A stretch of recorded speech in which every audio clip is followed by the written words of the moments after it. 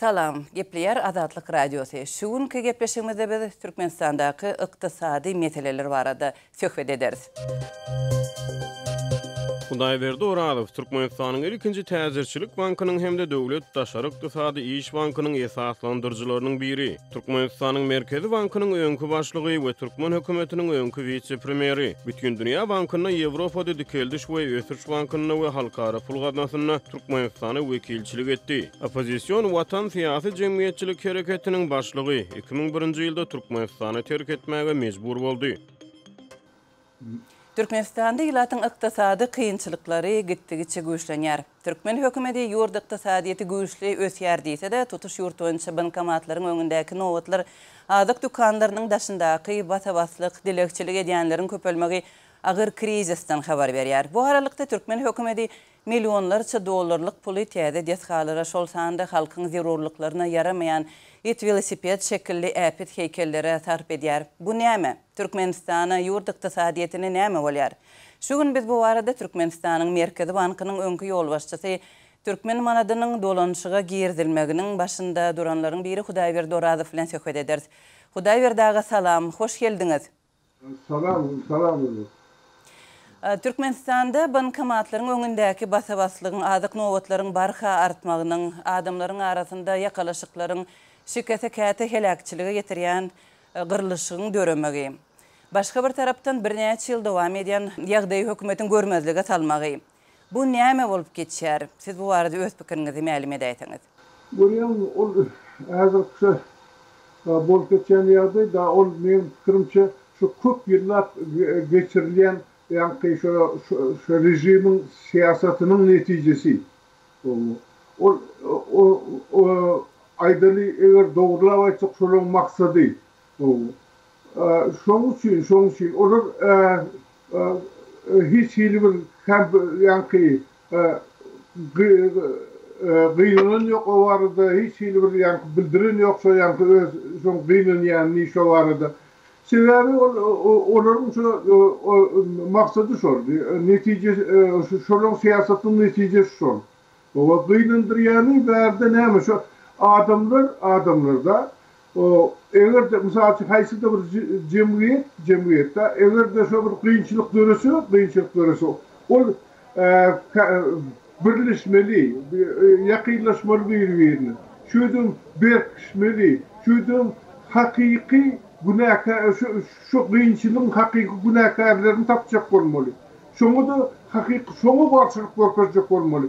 Ol nowatlarda bir-birini bilen uruşup görmek. Ol şu jemgyýetiň ejizligini görkezýär da. Şu töwerekdaşynyň düşmany güldürýär, ýa-ni dostlary, ýakyn adamlaryny gynandyrýar. Hudaýberdi Türkmen hökümeti bolýan zatlary gören okmy, siziň pikiriňizçe, ýa-da meseleni çözesi gelen okmy, ýa-da çözüp bilen ok? Türkmenistanyň hökümet diýdiňizde, ýöne şu hakykatdan Türkmenistanda şu 91-nji ýyldan soň hökümet ýok. O ýurdu eýlep oturanlar bar, şu ýurdu gemirip oturanlar bar, ýöne hakyky hökümet ýok. Hakyky hökümet bolan ýerinde de o Türkmenistandaky ýaly bir düzgünçilik bolmaly däl. Emma Türkmenistanyň hökümeti ýurdun ykdysadyetini hem östürmäge hem bar bolan meseleleri çözmäge borçly. Hem yktyýary bar. Näme üçin şol meseleler çözülen ok? Siziň pikiriňizçe. Ykdysady sebäpleri barmy bu meseleniň? O niýetini bar. O eger şu sen öz öňüňe goýsaň, şu mysal üçin haýsy da bolsa birini etmeli da sen şu bir şu ýa-ni milliardlar owurluk edip, şu ýa-ni ol halka seret bilmeýän da, o şu haýsy bolsa da biri bolmaly da. Ama şu olar saýlap alan ýoly. Hudaýberdi bankomatlarda näme üçin pul ýok? Muňa ykdysady sebäp näme? Hökümetiň bu arada dymmagy ýylar arasynda dürli çaklamalary, kätemişmişlary döredýär. Kimse dollaryň kursuna bagly diýse, ýurda dollar gelmeýär diýse, kimse türkmen manady uly mukdarda daşar ýurtlara äkidilýär diýär. Hökümet bolsa käme hal telewizorda maliýe galplykda aýplap, towa edýän sanlyca adamy halka görkezýär. Şunuň bilen hem çäklenýär. Üstesine ýatlasak, geçen ýylyň awgustynda prezident Berdimuhammedow krizis baradaky ýeketäk çykyşynda bankomatlardaky pul yetmezçiligi tekniki sebäpler bilen düşündirmek bilen oňdy. Şonda häkimetlere käýinç berdi. Döwlet gaznasynda pul ýokmy siziň pikiriňizçe? Ýa-da häkimetler onu bankomatlara salan okmy? Muny ykdysady taýda nähil düşündirse bolýar? Men fikrimçe şu Berdimuhammedow şu tekniki meselelerini düşündirmegi da şu ýagdaý. O yine de halkyň üstünden gülmek, halky kemsitmek, halky basalamak bolýar da. Sebäbi ol egerde on alkorçuk da alkor. Şunu amsat çöz bolýar da o meseleni. O sebäbi ile aýdaly Türkmenistan ýaly 90% gowrak adamlar nakpulda hasaplaşık edýän ýurtda şu karta sisteman girizmek öz jinayet. Egerde ansat çöz bolýar da, eger çözüýün diýsem da, ol çözülmeýär. Nädip çözüp bolýar? Nädip? Ile çözül hem adamlarda hasap açmaly. Mysal üçin aýdaly ine etraflarda da 100% adamlar nakt pul banklarda nakt pulda aýlygyny almaly. Eger mysal üçin şäherlerde hasabatçylyğa eger adam islese nakt pulda alýar, pulny bolmasa da kartçyda alýar, käbir adamlara gerek bolany kartçy. Ine amsat çözülýär, hiç ýa-da onu bir teknikada gerekler zaten. Kommersiya banklar, kandarçı var. Yuvaş bankomatların köpeldiýär. O hiç bir kıyınçılık berdi yok.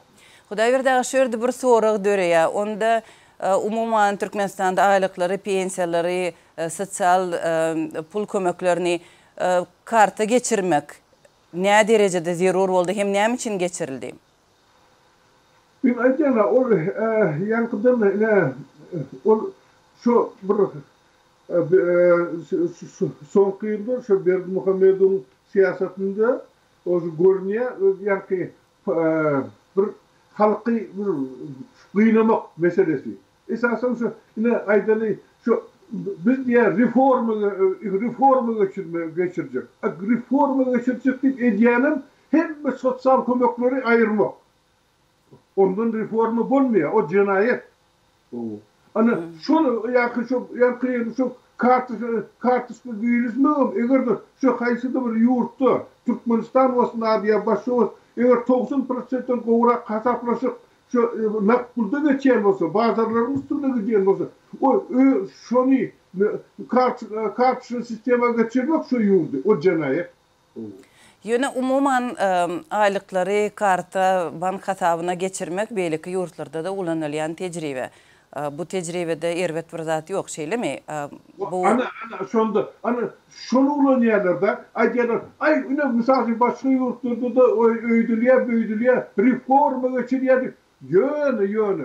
O mysal üçin biz hem Ýewropada ýaşapýoruz da. Ine egerde bar bolsa, haýsy da bir etrafa bar bor, nire bar bor. Adamlar şoňa bar pul alanam ýok da. Ýöne her ýerde bankomatlar dur. Haçan alsan al, näçe alsan al, hiç işim ýok. Şu bankomatyň ýanyna barp ýören adamam ýok da. Ine bir ýylyň dowamında bir gezek ýa iki gezek ýa barýan ýa barmaýan şu bankomatyň ýanyna. Ýöne. Hem ýerde şu bankomatlar dur. Ol raýatlaryň hukuky eger şu milli pul el yeterli bolmalygy. Şoň üçin eger de şonu hökümet oňary bilmeýän bolsa, ol hökümet tarapy jinayet. Ýalňyşlygy, hökümetiň ýalňyşlygy bolýar. Ýalňyş diýeni jinayet diýeni ýöne şu dogry ýol däldi. Hudaý berdi nakt pul yetmezçiliginiň türkmen manadynyň daşary ýurt valyuta kursyna näme derejede gatnaşygy bar? Türkmen manady 1993-nji ýylda girdilende onuň çalşyk kursy $1 2 manatdy. 1998-nji ýylda ol 5200 manada ýetdi. 2002-nji ýylda 24000 manada ýetdi. 2009-njy ýylda ýurtda denominasiýa geçirilip manadyn hümmäti üýtgedi 5000 manat 1 manada getirildi. Şondan soň 2015-njy ýyla çenli resmi kurs bir salym 2,85 manat derejesinde saklandy. Indi bolsa çalşyk kursunyň resmiýeti 3,5 manat, gara badyr narhy 23 töweregi. Göremäge manadyn hümmäti durnukly ýa-da durgunly Aýratyna Merkezi Aziýanyň iň ösen ykdysadyetli Gazagstany alsak, ol ýerde teňe 27 ýylda 7,5% arzanlapdyr. Türkmen manadynyň dinamikasy nämäni görkezýär siziň pikiriňizçe? Uyan şu birinciden şu girizlen wagtda şu 90-njy ýyllar alyp görсек, bir agyr ýagdaý döredi. Olam egerde mysal üçin şu Türkmenistan 80-85 milyar kilometr gaz satýan bolsa, Orset birden kesdi. İkinci mesele bir düzgünçülük başlandı, oğurluk başlandı. Yurdun daşına satılyan zatların yani pulları gelmedi de, dolarda mesela aydalı onlar gelmedi. Onlar hem mesela biz Merkez Bank olalım, kontrol etmeli olalım, soruyoruz, bize aydalar yaşlı biliyor. Şoň üçin son bir misal getirildi, boş vurun olmaz yani. 93-nji ýyl o. Şu manat girizmizde öň yani şu manat girizinde soň o gaty öskütdi da. Şoň üçin biz mejbur bolduk ýarkydan şu hem gaýzary ýernak ýagdaý şu niýaz obar aýtmaly. Hem de çykaryp alyp oturýarlar, hiç bir gaýz ýok, dokument ýok. Yurdu dağıtacaklar deyip de. Onda yani Niyazat bir orunbaşlarını çağırdığında adlaydı oturmalı da. Aynı diye orası geldi, ayca diye biz hepimiz o zaman orla otuyoruz, satıp otuyoruz deyip gülen oldu. Orunbaşlarım ayca diye orası diye kızmışçılık edip ayda ya diye. O diye alkıp oturanlar doğru diye. Yani İran diye transit bilen öz haridine oturuyor. O bizi peydalı oluyor diye. Son olsa 3-4 aydan canlı bir iyiden saat 8'lerde iyiden 8'de sen aydanlarım şu doğru akın diye de. Ama şu bir düşünmezçiliğe salan oluyor. Şoňa çenli yetti de oğurluklar.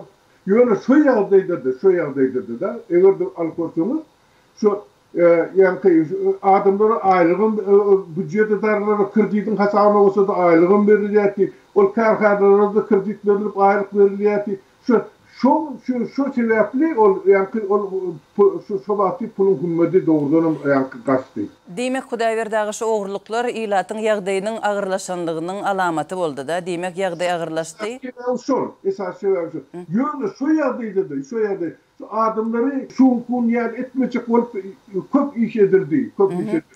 Hudaýberdagy diýmek ýurdyň şu ýurtdaky manat krizisi Türkmenistanyň daşary ýurt valutasy bilen gatnaşygyna bagly şeýlemi? Şo resmi kursa da bagly.